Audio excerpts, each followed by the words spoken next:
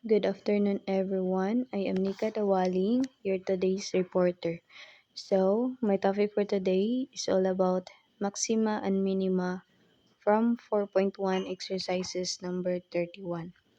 So, the given here is f of x is equal to the quantity of e raised to the power of x plus e raised to the power of negative x divided by 2.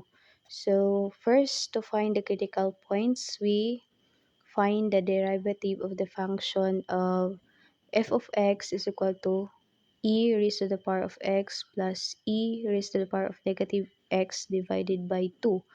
By using the sum and chain rules of differentiation, we get the f prime of x is equal to 1/2 d over dx of e raised to the power of x plus e raised to the power of negative x is equal to 1/2 of e raised to the power of x minus e raised to the power of negative x.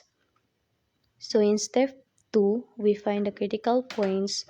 Critical points occur when f prime of x is equal to 0 or where f prime of x is undefined.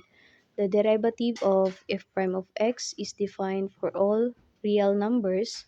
Set f prime of x is equal to 0. To find the critical points, we have 1/2 of e raised to the power of x minus e raised to the power of negative x is equal to 0. To remove the fraction, we multiply both sides by 2. We get the e raised to the power of x minus e raised to the power of negative x is equal to 0. And then add both sides by e negative of x to both of the equation. We get e raised to the power of x minus is equal to e raised to the power of negative x. And after that, to express the positive exponents, we get e raised to the power of x is equal to 1 over e raised to the power of x.